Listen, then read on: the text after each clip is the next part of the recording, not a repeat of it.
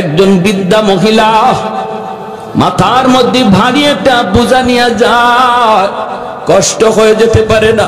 রহমতের নবী কাছে যাইয়া ডাক দিয়া বলতেছেন, মা গো কই যাও? মহিলায় কয়, বাবা তুমি শুনো নাই? বলে কি? কয় মক্কা মুহাম্মদ দখল করে নিয়েছে, এই মক্কা মুহাম্মদ দখল করে নিয়েছে, তুমি বুঝি শুনো নাই? আল্লাহর নবী বলেন, মা গো শুনেছি, এও তো শুনেছি মুহাম্মদ তোমাদের কি ক্ষমা করে দিয়েছে। মহিলায় কই, না রে বাবা, তুমি মুহাম্মদ রে চিনো না। মুহাম্মদ রক্তপাত পছন্দ করে, খুব গরম মানুষ।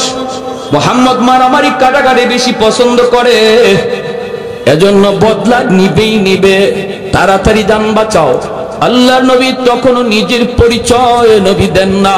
পরিচয় না দিয়া নবী বলতেছেন, মা গো বোঝাটা অনেক ভারী, অনেক ভারী, তুমি বৃদ্ধা মানুষ, নিতে কষ্ট হয়, আমি জোয়ান মানুষ, আমার মাথায় তুমি বোঝাটা উঠায় দাও, যেখানে যেতে চাইবা আমি তোমাকে সেখানে পৌঁছে দেব। একটু জোরে কোন সুবহানাল্লাহ। कौनैन मुख्तार खुदा तुमको बनाया, कौनैन मुख्तार खुदा तुमको बनाया, उम्मत का निगाहबान खुदा तुमको बनाया, उम्मत का निगाहबान खुदा तुमको बनाया। मौला मेरा आका मेरा रहमत की नबी है, मौला मेरा आका मेरा रहमत की नबी है, ताजदार मदीना है तो माहे अरबी है, ताजदार मदीना है तो माहे अरबी है। अशजार ने देते हैं नबूवत के शहादात, तशकीक कमर में है तो अंगुल की इशारात, तशकीक कमर में है तो अंगुल की इशारात। একটু জোরে বলি আল্লাহু আকবার, মুসলমানের আওয়াজে বলি আল্লাহু আকবার। আল্লাহর নবী মহিলাকে যেই মাত্র এই কথাটা বললেন, মহিলায় কয়, বাবা তাহলে তো বড় উপকার হতো। নবীজির মাথায় বোঝাটা চাপায় দেওয়া হলো। আমার নবী আপনার নবী মাথায় বোঝাটা লইয়া নবীজি পাহাড়ের দিকে যাইতে শুরু করলেন। ওই অবস্থায় নবীজির চোখ থেকে দর দর করে পানি পড়ে। নবীজি কান্দেন আর বলেন, মালিক আমি তো সবাইকে ক্ষমা করে দিয়েছি গো, কেন তারা কথাটা বিশ্বাস করলো না? ও মালিক তুমি আমাকে এজন্য হাসরের মাঠে কোনো পাকড়াও কইরো না।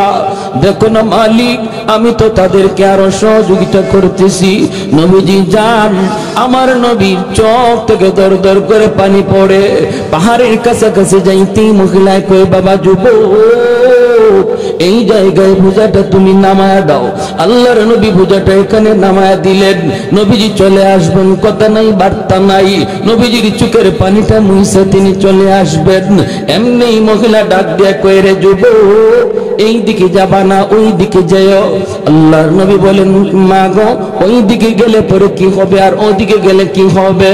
কয়, বাবা ওই দিকে যদি যাও মুহাম্মদের সামনে পড়ার ভয়, মুহাম্মদের সামনে পড়ার ভয় আছে রে বাবা, এই দিকে তুমি যেও না। তোমার মতো যুবক আল্লাহর জমিনে আরেকজন আমার নজরে পড়ে নাই। বাবা তুমি এত ভালো, বাবা মুহাম্মদের সামনে পড়তে পারো, ওই দিকে যাও। এইবার নবীজি চোখের পানিটা বইসা কয়, মা গো মুহাম্মদ সম্পর্কে তোমার ধারণা কেমন? কয়, বাবা ধারণা তো ভালো না, মুহাম্মদ তো অনেক গরম মানুষ, খালি গরম কথা, খালি গরম কাজ, নরম বলতে কিছু নাই, শুধু রক্তপাত। নবী তখন বলেন, মা গো মুহাম্মদ সম্পর্কে তোমার এমন ধারণা, এটা কি মুহাম্মদকে দেইখা তুমি নিছো নাকি কারো কথা শুই না এমনটা মনে করতেছো? মহিলায় কই, বাবা আমি জীবনে মুহাম্মদকে দেখি নাই, আবু জাহেলের কথা শুই না, উতবা সাহেবের কথা শুই না, এমনটা মনে করি। আল্লাহর নবী তখন চোখের পানিটা মুছে আর কই, মা গো আর মানুষের কথা শুই না, মুহাম্মদকে চিনা লাগবে না। নিজের চোখে দেখে নাও। যেই যুবক তোমার বোঝা মাথায় নিয়ে এই পর্যন্ত আসলো, আমি সেই মুহাম্মদ। মহিলার চোখ থেকে দর দর করে পানি পড়ে, চিৎকার দিয়া কয়, মুহাম্মদ, তুমি যদি মুহাম্মদ হও তাহলে এতদিন যা শুনেছি ভুল শুনেছি, এতদিন যা শুনেছি সব মিথ্যা শুনেছি। বাবা, আবু জাহেল যা বলেছে মিথ্যা বলেছে, লিডারগুলি যা শুনাইছে মিথ্যা শুনাইছে। বাবা, তোমার মতো এত নরম দিলের মানুষ আল্লাহর জমিনে হয় না রে। বাবা, আমি আর দেরি করতে চাই না, তাড়াতাড়ি কালেমা পড়ে মুসলমান বানায় দাও। সেই নরম নবী গরম হয়েছেন, ওই নরম নবী তিনি আবার গরম হয়েছেন। কেমন গরম হয়েছেন? মদিনার মসজিদের মিম্বর, মায়ের নবী দয়ার নবী বলেন, কাব ইবনে আশরাফের কল্লা কাইটা আমি নবীর সামনে কে আনতে পারবা?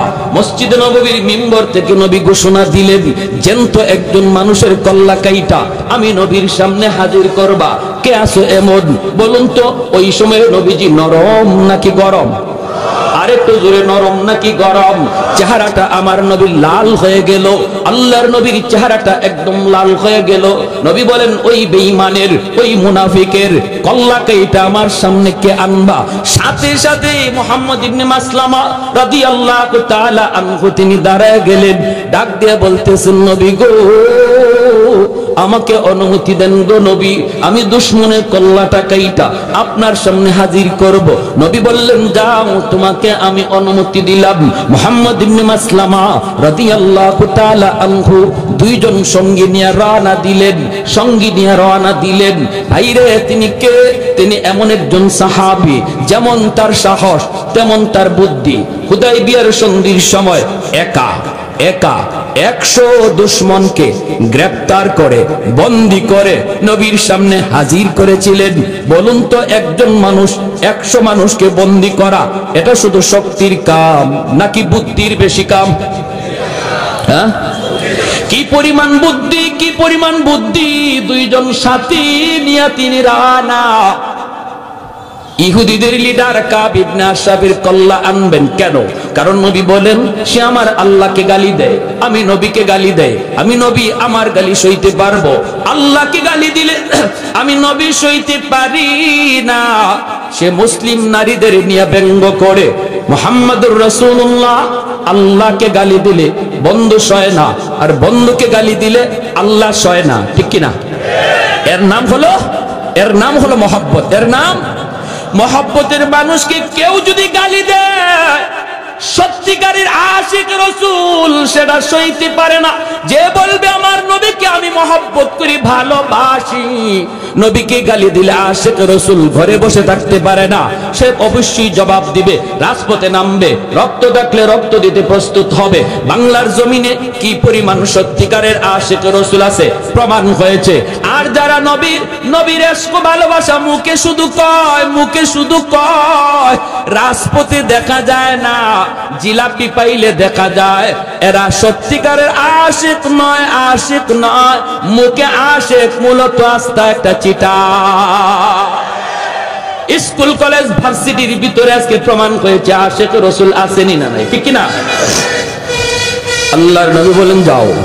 মুহাম্মদ ইবনে মাসলামা রাদিয়াল্লাহু তাআলা আনহুর সঙ্গে দুইজন সাথে নিয়ে রওনা দিলেন, আর বলতেছেন, দোস্তরা, সর্বদা তোমরা সজাগ থাকবা, আমার চোখের দিকে তোমরা নজর রাখবা, মুখে সব কথা বলা যাবে না, চোখের ইশারায় কাম করা লাগবে। যখনই পজিশন আসবে আমার চোখের দিকে তোমরা তাকাইবা, চোখের ভাষা বোঝা লাগবে, চোখের ভাষা বুঝতে হবে, জবানের ভাষা চলবে না। ভাইরা বন্ধুরা, এই বইলে তিনি গেলেন কাব ইবনে আশরাফের বাড়ির সামনে, যাই তিনি ডাক দিলেন, নেতা, ও নেতা! নেতা ডাক্তার শোনা মাত্রই কাব ইবনে আশরাফ ভিতর থেকে কয়, দাঁড়াও, আসতেছি, একটু অপেক্ষা করো। কাব ইবনে আশরাফ নেতা ডাক শুনে একদম ফুলে গেছে, ফুটবল জবাই ফুলে।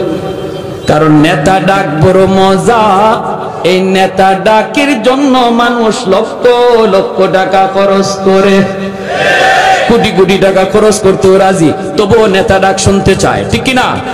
হ্যাঁ, মুহাম্মদ ইবনে মাসলামা রাদিয়াল্লাহু তাআলা আনহু তিনিও ভাবলেন কাউরে যদি সাইজ করা লাগে আগে তারে পাম দেওয়া লাগে, পাম দিলে যদি পাম লয় তাহলে তারে খেলতে মজা, যেই বলে পাম দিলে পাম লয় এই বলটাই লাথি দিতে মজা, যেই বলে পাম দিলে পাম লয় না এই বলটা কেউ লাথিও দেয় না।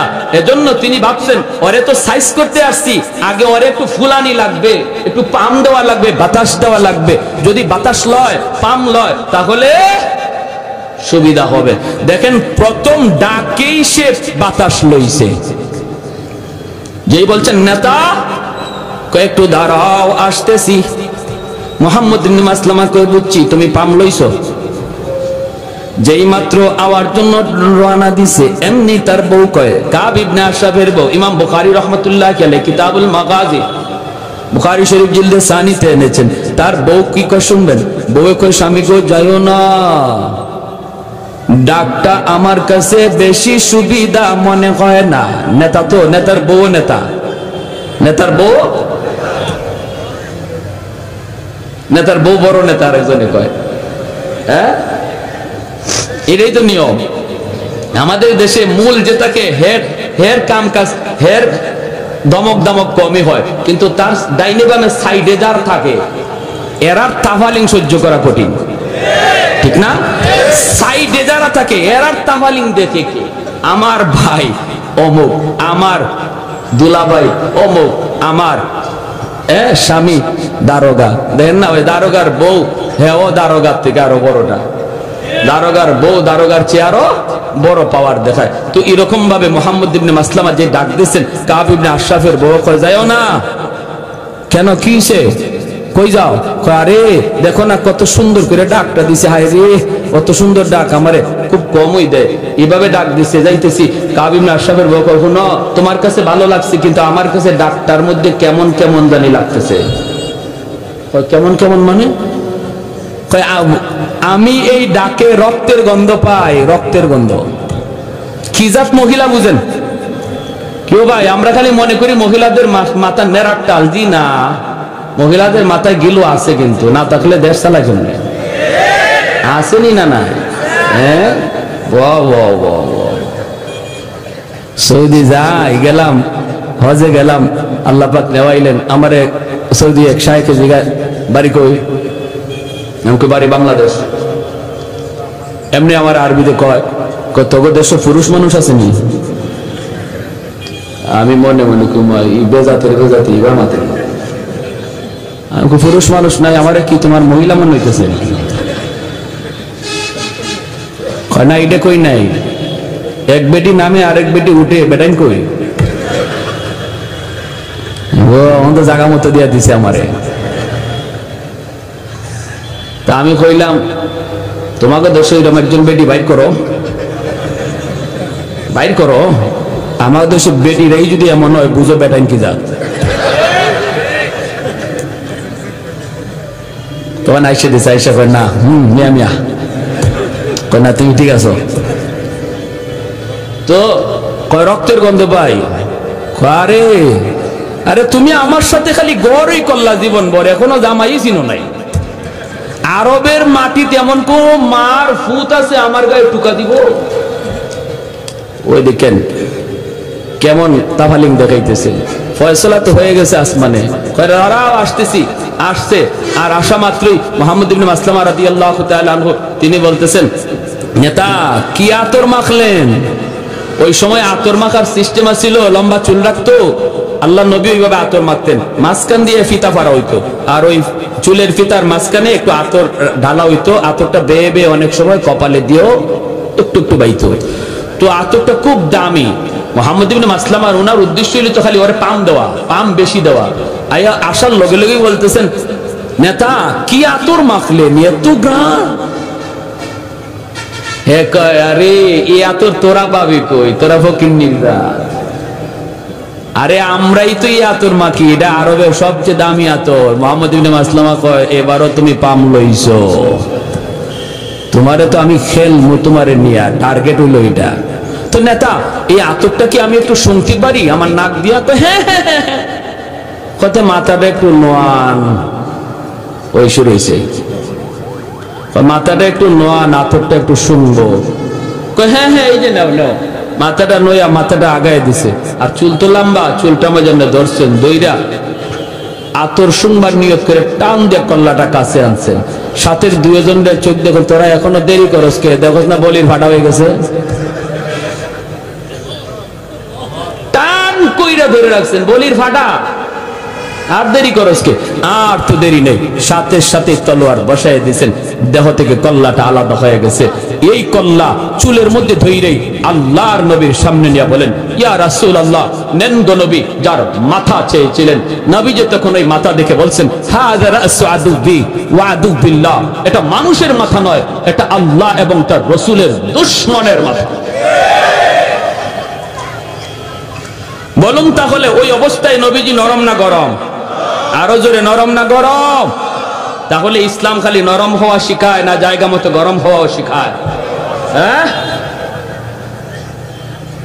এজন্য আমার ভাইরা আল্লাহ পাক বলতেছেন, মুহাম্মাদুর রাসূলুল্লাহ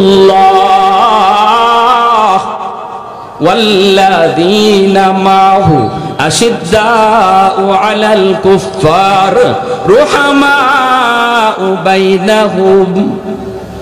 আল্লাহ পাক বলেন, আমার বন্ধু এবং আমার বন্ধুর হাতে গড়া সাহাবায়ে কেরামের আদর্শ কেমন জাননি? এত নরম, এত নরম, তারা জায়গা মতো নরম, জায়গা মতো গরম, জায়গা মতো নরম, জায়গা মতো গরম। আবু বকর সিদ্দিক রাদিয়াল্লাহু তাআলা আনহু নরম সাহাবী, রুহামাউ বাইনাহুম আশিদ্দাউ আলাল কুফার। ওমরের মতো সাহাবী, গরম সাহাবী। আবু বকর নরম, জায়গা মতো গরম হইছেন, ঠিক না? একটা ঘটনা বলবো, মনোযোগ কার কার আছে হাত উঠে আল্লাহকে দেখান। আবু বকর সিদ্দিক রাদিয়াল্লাহু তাআলা আনহুর মতো নরম সাহাবী, তিনিও গরম হয়েছেন জায়গা মতো। প্রতিদিন এক রাস্তা দিয়া যান, ইহুদি উনাকে গালি দেয়, জবাব দেন না। বাপ তুলে গালি দেয়, আবু বকর জবাব দেয় না, জবাব দেয় না। কারণ তিনি তো আবু বকর অত্যন্ত নরম দিলের সাহাবী, ওনাকে গালি দিয়েছে জবাব নাই, বাবাকে গালি দিয়েছে জবাব নাই, গোষ্ঠী তুইলা গালি দিয়েছে জবাব নাই। একদিন ইহুদি আবু বকরকে খেপানোর জন্য আমার নবী, রহমতের নবী, মায়ের নবী তুলে গালি দিছে, আল্লাহকে গালি দিয়ে বসছে। কয় মুসলমানরাও ফকির, ওদের আল্লাহও ফকির, ওদের নবীও ফকির। নাউজুবিল্লাহ কর। সিদ্দিক আকবর যেই মাত্র কয় আল্লাহ ফকির, নবী ফকির, সাথে সাথে আবু বকর ঘুরে দাঁড়ালেন। নরম সাহাবী, এতদিন পর্যন্ত যিনি চোখ তুলে তাকান নাই, জবাব দেন নাই, সাথে সাথে তিনি ঘুরে দাঁড়ালেন। ঘুরে দাঁড়াইয়া হাতের মধ্যে যদ্দুর শক্তি ছিল, এই শক্তি নিয়ে তিনি গালের মধ্যে চোর মারছেন। চটটা খেয়া গালটা একদম 5 আঙ্গুলের দাগ বসে গেছে, দোপাশ দিয়ে মাটিতে পড়ে গেছে, ওই পাশ দিয়ে পড়ে গেছে। নরম হাত যখন গরম হয় কেমন হয় একটু বুঝেন? আরো জোরে ঠিক না? নরম হাত যখন গরম হয় তখন খবর হয়ে যায়, খবর হয়ে যায়। আবু বকরের হাত ছিল এতদিন নরম, হঠাৎ করে হয়েছে গরম। নরম হাতের পিছনে আছে আল্লাহর হাত, ঠিক কিনা জোরে বলেন? উলামায়ে কেরামের হাতের পিছনে আছে আল্লাহর হাত, ওলি আল্লাহদের হাতের পিছনে আছে আল্লাহর হাত, নবীদের হাতের পিছনে আছে আল্লাহর হাত, সাহাবীদের হাতের পিছনে আছে আল্লাহর হাত। উঠে না, উঠে না, উঠে না, উঠে না, উঠলে খবর হয়ে যায়, ঠিক কিনা জোরে কোন? উঠে না, উঠে না, উঠে না, উঠলে খবর হয়ে যায়। মুসা নবীর হাতের তাপ্পর খাইছিল ফেরাউনে, সেই শিশুকালে দুধের বয়সে, দুধ বয়সে ফেরাউনে খাইছে মুসা নবীর হাতের তাপ্পর। খাইয়েই ডাক দিছে আসিয়া রে, ও আসিয়া কই গেলা, তাড়াতাড়ি আও, খবর হয়ে গেছে। কি হইছে? আমার গালে চোর মারছে। কেডায় মারছে? কয় এই ছোট বাচ্চায়। আসিয়া বলে, এটা তুমি কি কও? ছোট বাচ্চা হাত নাড়ানাড়ি করছে, তোমার গায়ে লাগছে, গালে লাগছে, তুমি কও চর। বাচ্চারা এমনি তো হাত নাড়ানাড়ি করে। ফেরাউনে কই, না গো আসিয়া, চটটা আমি খাইছি, আমি বুঝি। ইডা বুজ্জা মারছে না না বুজ্জা মারছে আমি বুঝছি ভালো কইরা।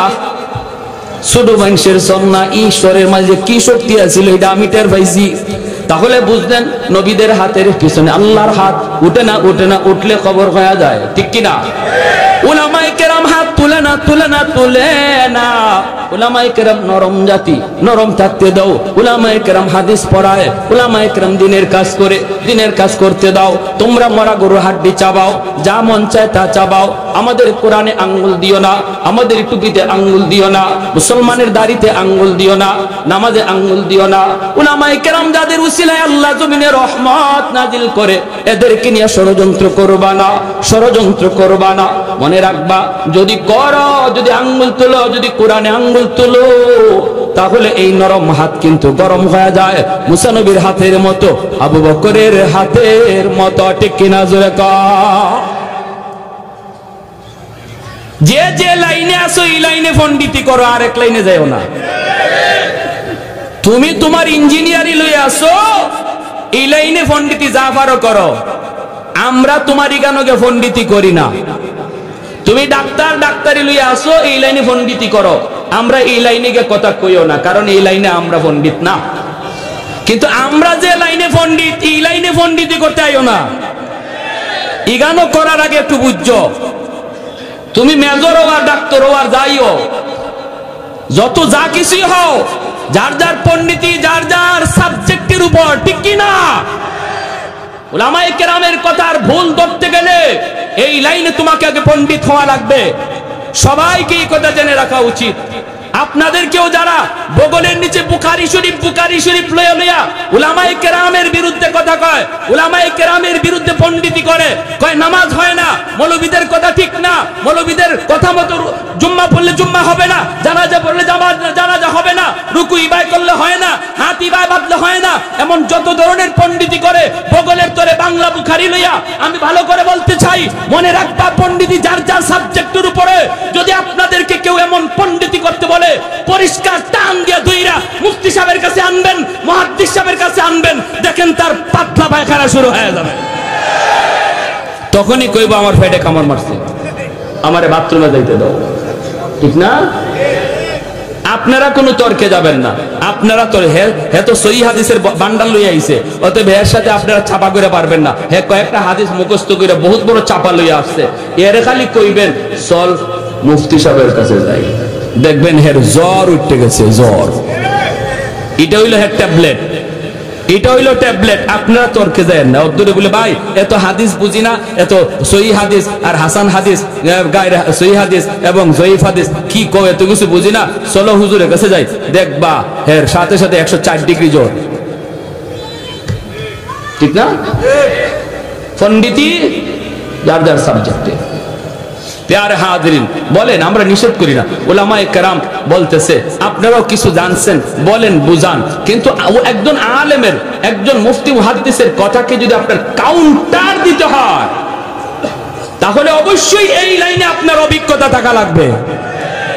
আর আলেমদের কথা শুনে আপনি বলতেছেন উলামায়ে কেরামের জবানে শুনছি, এমন কই আপনি করেন না? দাওয়াতে তাবলীগ করতেছেন, ভালো, দাওয়াতে তাবলীগে এইভাবে চলছে, আলেমদের জবানে শুনছি, ভালো কথা। কাউন্টার যদি দিতে হয়, এই লাইনে অভিজ্ঞতা থাকা লাগবে। এটা তো একটা পাগলেও বুঝে, তুমি মেজরিয়া বুঝো না, তো তোমার মাথায় কি বুঝে, ঠিক কিনা? একটা পাগলেও বুঝে। এখন যদি আপনাদের এই এলাকায় মাইকিং করা হয় যে আগামীকাল আপনাদের এই হাসপাতালে আমাদের শাইখুল হাদিস শাহ হুজুর যত সিজারের রোগী আছে এরা অপারেশন করব, করবেন, সবাই কইবেন ইন্নালিল্লাহ, হুজুর এই বাড়ি কাম শুরু করলো। সিজার তো আর হইতো না, এটা মাইরা কবর দেওয়া লাগবে, ঠিক না? মরার কাম হইব, এই কাম তো হুজুরা করে না, তো তোমরা এটা করতে হবে। প্যারে হাজিরিন, তো আবু বকর সিদ্দিক রাদিয়াল্লাহু তাআলা আনহু বসাই দিয়েছেন, যদ্দুর গায়ে শক্তি আছিল, এর গায়ে তো আঙ্গুলের দাগ পড়ে গেছে। সুজা নবীজির দরবারে গিয়া কয়, মুহাম্মদুর রাসূলুল্লাহ, আপনার সাহাবী আবু বকর আমারে ফিডাইছে। কই কই দে গালে। আল্লাহ নবী যাইদেন গালে এখনো আঙ্গুলের দাগ আছে, আঙ্গুলের দাগ পড়ে গেছে গালে। বুঝেন এটা কি জেনতেন চোর? এটা কি জেনতেন চোর? নবী বলতেছেন তুমি ভুল বলতেছো, মনে হয় কামটা উমরের, কারণ আমার উমরে এইরকম কইরা অভ্যাস আছে। কিন্তু নামটা মনে হয় তুমি ভুল বলতেছো, আবু বকর না, আবু বকর এমন করতে পারে না, আবু বকর তো নরম। ইহুদি কয় আপনার নরম সাহাবী গরম হইছে, আপনার নরম জনই আজকে গরম হইছে। আল্লাহ নবী বলে কেন, আমার আবু বকর তো হঠাৎ করে গরম হওয়ার কথা না। কয় এমনি, দেন ডাকাইতে ডাকাইতে মিশা কথা কয়, কয় এমনি। নবীজি আবু বকরকে ডাক দিয়েছেন, ডাক দিয়ে বলতেছেন আবু বকর ঘটনা কি, চটটা তুমি মারছো। সিদ্দিক আকবর, তিনি তো সিদ্দিক। সিদ্দিক কাকে বলে, জীবনে যে মিথ্যা কথা বলে না, সিদ্দিক। ডাক দিয়া বলেন ইয়া রাসূলুল্লাহ, নবী গো আমারে গালি দিছে, বাপ তুলে গালি দিছে, সব গালি শুনতে পারছি, কিন্তু যখনই আল্লাহকে গালি দিছে, আপনারে গালি দিছে, তখন তো এটা আমার ইমানের সাবজেক্ট। ইমানদারের সামনে আল্লাহর গালি হবে, আল্লাহর রাসূলকে নিয়ে ব্যঙ্গ হবে। আর ইমানদার যদি চুপচাপ চলে যায়, কারণ সে আমার ভাই, সে আমার বন্ধু, সে আমার নেতা, সে আমার দলের লোক, এই মনে কইরা যদি নীরব চলে যায়, নবী বলেন তার ঈমান নাই, ঈমান নাই। মাল ঈমান ইয়া রাসূলুল্লাহ, ইদা সাররাতকা হাসানাতুকা ওয়া ইদা সাআতকা সাইয়্যাতুকা ফা আনতা মুমিন। চলে যায় যদি বোঝা গেল ঈমান নাই। কপালের ভিতরে নামাজে পড়তে পড়তে নামাজের কর পড়া গেল, এরপরও নবী বলেন তার ঈমান নাই। ঠিক কিনা, ঠিক কিনা? আল্লাহর বিরুদ্ধে কথা শুনলো, ইসলামের বিরুদ্ধে কথা শুনলো, নবীর বিরুদ্ধে কথা শুনলো, এরপরে চলে যায়। কয় থাক, বলে ফেলছে, বলে ফেলুক। এই বইলে যদি কেউ চলে যায়, আল্লাহর নবী বলতেছেন, আমি নবী গ্যারান্টি দিলাম, সার্টিফিকেট দিলাম, ওর ঈমান নাই, ঈমান নাই, ঈমান নাই, ঈমান নাই, ঈমান নাই। এজন্য ভাইরা বন্ধুরা, আবু বকর সিদ্দিক রাদিয়াল্লাহু তাআলা আনহু তিনি বলেন আমি মারছি গো নবী, যখনই আপনারে গালি দিছে, আল্লাহ তুলে গালি দিছে। আল্লাহর নবী বলে আবু বকর, মুহাম্মদুর রাসূলুল্লাহর আদালতে বিচার রে। আল বাইয়িনাতু আলাল মুদ্দাই ওয়াল ইয়ামিনু আলা মান আনকার। তুমি তোমার দাবির সপক্ষে তুমি দলিল পেশ করো। তোমার আল্লাহকে গালি দিছে, দলিল দাও, দলিল, নতুবা সে কসম করে কিন্তু বিচারের রায় পক্ষে নিয়ে নিবে। আবু বকর সিদ্দিক বলেন নবী গো, কেউ ছিল না গো নবী, ওখানে কেউ তো ছিল না, আমি আর সে শুধু ছিলাম। সাক্ষী দিবে কে? নবী বলেন তাহলে রেডি হয়ে যাও, তোমার গালে এইভাবে একটা চোর মারবে, এইভাবে চোর মারবে। সাথে সাথে আবু বকর চোখের পানি সেইরা আল্লাহর কাছে ডাক দিয়া কয় মালিক, কেউ দেখে নাই, কেউ শুনে নাই, কিন্তু আল্লাহ তুমি তো সব দেখছো, সব শুনছো। সাথে সাথে আল্লাহ জিবরাইলে পাঠায় কয় বন্ধু, আবু বকরের পক্ষে আমি আল্লাহ সাক্ষী দিলাম। আবু বকর সিদ্দিক রাদিয়াল্লাহু তাআলা আনহুর মতো নরম সাহাবী, তিনিও গরম হয়েছেন জায়গা মতো। প্রতিদিন এক রাস্তা দিয়া যান, ইহুদি উনাকে গালি দেয়, জবাব দেন না, বাপ তুলে গালি দেয়, আবু বকর জবাব দেয় না, জবাব দেয় না, কারণ তিনি তো আবু বকর অত্যন্ত নরম দিলের সাহাবী। ওনাকে গালি দিয়েছে, জবাব নাই। বাবাকে গালি দিয়েছে, জবাব নাই। গোষ্ঠী তুইলা গালি দিয়েছে, জবাব নাই। একদিন ইহুদি আবু বকরকে খেপানোর জন্য আমার নবী, রহমতের নবী, মায়ের নবী তুলে গালি দিছে, আল্লাহকে গালি দিয়ে বসছে। কয় মুসলমানরাও ফকির, ওদের আল্লাহও ফকির, ওদের নবীও ফকির। নাউজুবিল্লাহ কর। সিদ্দিক আকবর যেই মাত্র কয় আল্লাহ ফকির, নবী ফকির, সাথে সাথে আবু বকর ঘুরে দাঁড়ালেন। নরম সাহাবী, এতদিন পর্যন্ত যিনি চোখ তুলে তাকান নাই, জবাব দেন নাই, সাথে সাথে তিনি ঘুরে দাঁড়ালেন। ঘুরে দাঁড়াইয়া হাতের মধ্যে যদ্দুর শক্তি ছিল, এই শক্তি নিয়ে তিনি গালের মধ্যে চোর মারছেন। চটটা খেয়া গালটা একদম 5 আঙ্গুলের দাগ বসে গেছে, দোপাশ দিয়ে মাটিতে পড়ে গেছে, ওই পাশ দিয়ে পড়ে গেছে। নরম হাত যখন গরম হয় কেমন হয় একটু বুঝেন, আরো জোরে ঠিক না? নরম হাত যখন গরম হয় তখন খবর হয়ে যায়, খবর হয়ে যায়। আবু বকরের হাত ছিল এতদিন নরম, হঠাৎ করে হয়েছে গরম। নরম হাতের পিছনে আছে আল্লাহর হাত, ঠিক কিনা জোরে বলেন? উলামায়ে কেরামের হাতের পিছনে আছে আল্লাহর হাত, ওলি আল্লাহদের হাতের পিছনে আছে আল্লাহর হাত, নবীদের হাতের পিছনে আছে আল্লাহর হাত, সাহাবীদের হাতের পিছনে আছে আল্লাহর হাত। উঠে না, উঠে না, উঠে না, উঠে না, উঠলে খবর হয়ে যায়, ঠিক কিনা জোরে কর? উঠে না, উঠে না, উঠে না, উঠলে খবর খাওয়া যায়। মুসা নবীর হাতের তাপ্পর খাইছিল ফেরাউনে, সেই শিশুকালে দুধের বয়সে, দুধ বয়সে ফেরাউনে খাইছে মুসা নবীর হাতের তাপ্পর। খাইয়ে ডাক দিছে আসিয়ারে, ও আসিয়া কই গেলা, তাড়াতাড়ি আও, খবর হয়ে গেছে। কি হইছে? আমার গালে চোর মারছে। কেডায় মারছে? কই এই ছোট বাচ্চায়। আসিয়া বলি এটা তুমি কি কও? ছোট বাচ্চা হাত নাড়ানাড়ি করছে, তোমার গায়ে লাগছে, গালে লাগছে, তুমি কও চর। বাচ্চারা এমনি তো হাত নাড়ানাড়ি করে। ফেরাউনে কই না গো আসিয়া, চরটা আমি খাইছি, আমি বুঝি। ইডা বুজ্জা মারছে না না বুজ্জা মারছে আমি বুঝছি ভালো কইরা। ছোট মানুষের সন্না ঈশ্বরের মাঝে কি শক্তি আছিল এটা আমি টের পাইছি। তাহলে বুঝলেন নবীদের হাতের পিছনে আল্লাহর হাত উঠে না, উঠে না, উঠলে খবর হয়ে যায়, ঠিক কিনা? উলামায়ে কেরাম হাত তুলে না, তুলে না, তুলে না। উলামায়ে কেরাম নরম জাতি, নরম থাকতে দাও। উলামায়ে কেরাম হাদিস পড়ায়, উলামায়ে কেরাম দিনের কাজ করে, দিনের কাজ করতে দাও। তোমরা মরা গরুর হাড্ডি চাবাও, যা মন চায় তা চাবাও। আমাদের কোরআনে আঙ্গুল দিও না, আমাদের টুপিতে আঙ্গুল দিও না, মুসলমানের দাড়িতে আঙ্গুল দিও না, নামাজে আঙ্গুল দিও না।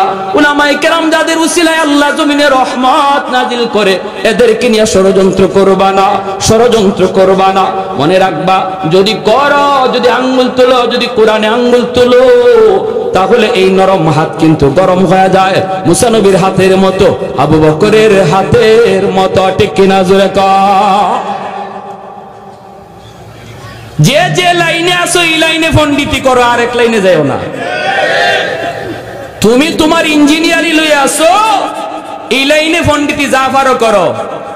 আমরা তোমার ইগানোকে পণ্ডিতি করি না। তুমি ডাক্তার, ডাক্তারি লইয়া আসো, এই লাইনে পণ্ডিতি করো। আমরা এই লাইনে গিয়ে কথা কইও না, কারণ এই লাইনে আমরা পণ্ডিত না। কিন্তু আমরা যে লাইনে পণ্ডিত, এই লাইনে পণ্ডিতি করতে আইও না। ইগানো করার আগে একটু বুঝছো, তুমি মেজর হও আর ডাক্তার হও আর যাইও, যত যা কিছুই হও, যার যার পণ্ডিতি যার যার সাবজেক্টের উপর, ঠিক কিনা? উলামায়ে কেরামের কথার ভুল ধরতে গেলে এই লাইনে তোমাকে আগে পণ্ডিত হওয়া লাগবে। সবাইকে এই কথা জেনে রাখা উচিত। আপনাদেরকেও যারা বগলের নিচে বুখারী শরীফ লইয়া লইয়া উলামায়ে কেরামের বিরুদ্ধে কথা কয়, উলামায়ে কেরামের বিরুদ্ধে পণ্ডিতি করে, কয় নামাজ হয় না, মৌলবীদের কথা ঠিক না, মৌলবীদের কথা মতো জুম্মা পড়লে জুম্মা হবে না, জানাজা পড়লে জানাজা হবে না, রুকু ইবাই করলে হয় না, হাত ইবাই বাঁধলে হয় না, এমন যত ধরনের পণ্ডিতি করে বগলের তোরে বাংলা বুখারী লইয়া। আমি ভালো করে বলতে চাই, মনে রাখবা, পণ্ডিতি যার যার সাবজেক্টের উপরে। যদি আপনাদেরকে কেউ এমন পণ্ডিতি করতে বলে, পরিষ্কার টান দিয়ে ধুইরা মুফতি সাহেবের কাছে আনবেন, মুহাদ্দিস সাহেবের কাছে আনবেন, দেখেন তার পাতলা পায়খানা শুরু হয়ে যাবে। তখনই কইবো আমার পেটে কামড় মারছে, আমারে বাথরুমে যাইতে দাও, ঠিক না? আপনারা কোনো তর্কে যাবেন না। আপনারা তো হে তো সহিহ হাদিসের বান্ডাল লইয়া আইছে, অতএব এর সাথে আপনারা চাপা করে পারবেন না। হে কয়েকটা হাদিস মুখস্থ করে বহুত বড় চাপা লইয়া আসছে, এরে খালি কইবেন চল মুফতি সাহেবের কাছে যাই, দেখবেন হের জ্বর উঠতে গেছে, জ্বর। এটা হইলো হের ট্যাবলেট, এটা হইলো ট্যাবলেট। আপনারা তর্কে যায় না, অদ্দুরে বলে ভাই এত হাদিস বুঝি না, এত সহিহ হাদিস আর হাসান হাদিস, গায়রে সহিহ হাদিস এবং জয়ীফ হাদিস কি কয়, এত কিছু বুঝি না, চলো হুজুরের কাছে যাই, দেখবা হের সাথে সাথে 104 ডিগ্রি জ্বর, ঠিক না? পণ্ডিতি যার যার সাবজেক্টে। প্যারে হাজিরিন, বলেন, আমরা নিষেধ করি না। উলামায়ে কেরাম বলতেছে আপনারাও কিছু জানছেন, বলেন, বুঝান, কিন্তু একজন আলেমের, একজন মুফতি মুহাদ্দিসের কথাকে যদি আপনার কাউন্টার দিতে হয়, তাহলে অবশ্যই এই লাইনে আপনার অভিজ্ঞতা থাকা লাগবে। আর আলেমদের কথা শুনে আপনি বলতেছেন উলামায়ে কেরামের জবানে শুনছি, এমন কই আপনি করেন না? দাওয়াতে তাবলীগ করতেছে, ভালো, দাওয়াতে তাবলীগে এইভাবে চলছে, আলেমদের জবানে শুনছি, ভালো কথা। কও, কাউন্টার যদি দিতে হয় এই লাইনে অভিজ্ঞতা লাগবে। এটা তো একটা পাগলেও বুঝে, তুমি মেজরিয়া বুঝো না তো তোমার মাথায় কি ঢুকছে, ঠিক কিনা? একটা পাগলেও বুঝে। এখন যদি আপনাদের এই এলাকায় মাইকিং করা হয় যে আগামীকাল আপনাদের এই হাসপাতালে আমাদের শাইখুল হাদিস শাহ হুজুর যত সিজারের রোগী আছে এরার অপারেশন করব, করবেন, সবাই খুবই নিন্নালিল্লাহ, হুজুর এই বাড়ি কাম শুরু করলো। সিজার তো আর হইতো না, এটারে মাইরা কবর দেওয়া লাগবে, ঠিক না? মরার কাম হইব, এই কাম তো হুজুরা করে না, তো তোমরা এটা করতে হবে। প্যারে হাজিরিন, তো আবু বকর সিদ্দিক রাদিয়াল্লাহু তাআলা আনহু বসাই দিয়েছেন, যদ্দুর গায়ে শক্তি আছিল, এর গায়ে তো আঙ্গুলের দাগ পড়ে গেছে। সুজা নবীজির দরবারে গিয়া কয়, মুহাম্মদুর রাসূলুল্লাহ আপনার সাহাবী আবু বকর আমারে ফিডাইছে, কই কই কই দে গালে। আল্লাহ নবী দেখেন গালে এখনো আঙ্গুলের দাগ আছে, আঙ্গুলের দাগ পড়ে গেছে গালে। বুঝেন এটা কি জেনতেন চোর? এটা কি জেনতেন চোর? নবী বলতেছেন তুমি ভুল বলতেছো, মনে হয় কামটা উমরের, কারণ আমার উমরে এইরকম কইরা অভ্যাস আছে, কিন্তু নামটা মনে হয় তুমি ভুল বলতেছো। আবু বকর না, আবু বকর এমন করতে পারে না, আবু বকর তো নরম। ইহুদি কয় আপনার নরম সাহাবীও গরম হইছে, আপনার নরম জনি আজকে গরম হইছে। আল্লাহ নবী বলে কেন? আমার আবু বকর তো হঠাৎ করে গরম হওয়ার কথা না। কয় এমনি, দেন ডাকাইতে ডাকাইতে মিশা কথা কয়, কয় এমনি। নবীজি আবু বকরকে ডাক দিয়েছেন, ডাক দিয়ে বলতেছেন আবু বকর ঘটনা কি? ছোট্ট তুমি মারছো সিদ্দিক আকবর, তিনি তো সিদ্দিক। সিদ্দিক কাকে বলে? জীবনে যে মিথ্যা কথা বলে না, সিদ্দিক। ডাক দিয়া বলেন ইয়া রাসূলুল্লাহ, নবী গো আমারে গালি দিছে, বাপ তুলে গালি দিছে, সব গালি সইতে পারছি, কিন্তু যখনই আল্লাহকে গালি দিছে, আপনারে গালি দিছে, তখন তো এটা আমার ইমানের সাবজেক্ট। ইমানদারের সামনে আল্লাহর গালি হবে, আল্লাহর রাসূলকে নিয়ে ব্যঙ্গ হবে। আর ইমানদার যদি চুপচাপ চলে যায়, কারণ সে আমার ভাই, সে আমার বন্ধু, সে আমার নেতা, সে আমার দলের লোক, এই মনে কইরা যদি নীরব চলে যায়, নবী বলেন তার ঈমান নাই, ঈমান নাই। মাল ঈমান ইয়া রাসূলুল্লাহ? ইদা সাররাতকা হাসানাতুকা ওয়া ইদা সাআতকা সাইয়্যাতুকা ফাআনতা মুমিন। চলে যায় যদি বোঝা গেল ঈমান নাই। কপালের ভিতরে নামাজে পড়তে পড়তে নামাজের কর পড়া গেল, এরপরও নবী বলেন তার ঈমান নাই। ঠিক কিনা? ঠিক কিনা? আল্লাহর বিরুদ্ধে কথা শুনলো, ইসলামের বিরুদ্ধে কথা শুনলো, নবীর বিরুদ্ধে কথা শুনলো, এরপরে চলে যায়। কয় থাক, বলে ফেলছে, বলে ফেলুক। এই বইলে যদি কেউ চলে যায়, আল্লাহর নবী বলতেছেন আমি নবী গ্যারান্টি দিলাম, সার্টিফিকেট দিলাম, ওর ঈমান নাই, ঈমান নাই, ঈমান নাই, ঈমান নাই, ঈমান নাই। এজন্য ভাইরা বন্ধুরা, আবু বকর সিদ্দিক রাদিয়াল্লাহু তাআলা আনহু তিনি বলেন আমি মারছি গো নবী, যখনই আপনারে গালি দিছে, আল্লাহ তুলে গালি দিছে। আল্লাহর নবী বলে আবু বকর মুহাম্মদুর রাসূলুল্লাহর আদালতে বিচার রে। আল বাইয়িনাতু আলাল মুদ্দাই ওয়াল ইয়ামিনু আলা মান আনকার। তুমি তোমার দাবির সপক্ষে তুমি দলিল পেশ করো। তোমার আল্লাহকে গালি দিছে, দলিল দাও, দলিল, নতুবা সে কসম করে কিন্তু বিচারের রায় পক্ষে নিয়ে নিবে। আবু বকর সিদ্দিক বলেন নবী গো, কেউ ছিল না গো নবী, ওখানে কেউ তো ছিল না, আমি আর সে শুধু ছিলাম। সাক্ষী দিবে কে? নবী বলেন তাহলে রেডি হয়ে যাও, তোমার গালে এইভাবে একটা চোর মারবে, এইভাবে চোর মারবে। সাথে সাথে আবু বকর চোখের পানি সেইরা আল্লাহর কাছে ডাক দিয়া কয় মালিক, কেউ দেখে নাই, কেউ শুনে নাই, কিন্তু আল্লাহ তুমি তো সব দেখছো, সব শুনছো। সাথে সাথে আল্লাহ জিবরাইল পাঠায় কয় বন্ধু, আবু বকরের পক্ষে আমি আল্লাহ সাক্ষী দিলাম। ভালো করে শুনে নাও, আমার বন্ধু এবং বন্ধুর সাহাবায়ে কেরামের আদর্শ কি ছিল? নরমের জায়গায় তারা অতি নরম, গরমের জায়গায় অতি বেশি গরম। নিজেদের ভিতরে কোনো দ্বন্দ্ব নাই, নিজেদের ভিতরে কোনো মারামারি নাই, নিজেদের ভিতরে কোনো কাটাকাটি নাই। আমি এক দল করি, তুমি অন্য দল করো, কিন্তু আমাদের পরিচয় শুধু একটাই, আমরা এক আল্লাহর গোলাম, এক নবীর উম্মত। আওয়াজ দিয়ে বলেন ঠিক কিনা? আরে যুবক, এক দল করো, তুমি তোমার বন্ধু করে আরেক দল রে। ক্ষমতার জন্য কোনো ভাইকে তুমি মারবা না, দলের জন্য কোনোদিন তার রক্ত ঝরাবে না, কারণ ইসলাম সেটা শিক্ষা দেয় না। ইসলাম শিক্ষা দেয় রক্ত ঝরানো মুসলমানের ভিতরে কাম নয়। মুসলমান একে অপরের জন্য ভাই ভাই। আল মুসলিমুন আকুল মুসলিম। ভালো করে খেয়াল করে শুনো রে যুবক, এজন্য বলতেছি মনে রাখবা, নিজেদের ভিতরে কোনো দ্বন্দ্ব নয়, নিজেদের ভিতরে কোনো মারামারি নয়। আমাদের পরিচয়, আসল পরিচয় এক, আমরা হলাম মুসলমান, এক আল্লাহর গোলাম, এক নবীর উম্মত, এক নবীর উম্মত। এজন্যই তো আমার নবী, রহমতের নবী, কি পরিমাণ নরম দিলের অধিকারী ছিলেন। নরম দিলের নবী, তিনিও আবার জায়গা মতো অতি গরম হয়েছেন। ইসলাম ধর্মের শিক্ষাই হলো তুমি জায়গা মতো নরম, জায়গা মতো তুমি অতি গরম, অতি গরম। ভাইরে নরমের ইতিহাসটা একটু শুনি, নরমের কথাগুলি একটু মনোযোগ দিয়ে শুনি, এরপরে আমার নবীর গরমের ইতিহাসটাও শুনবো, গরমের ঘটনাটাও শুনবো। মায়ার নবী দয়ার নবীকে মক্কার মানুষ আপন জন্মভূমিতে নবীকে থাকতে দেয় নাই। জন্মভূমিতে থাকার অধিকার সবারই আছে, কার নাই? সবাই জন্মভূমিতে থাকবে, কেউ জন্মভূমি থেকে যায় না। ধর্ম যার যার, কিন্তু দেশ তো সবার, ঠিক না? আল্লাহর নবী ভিন্ন ভিন্ন ধর্মের প্রচারক, তাই বলে নবীকে দেশ থেকে বের করার কোনো আইন নাই।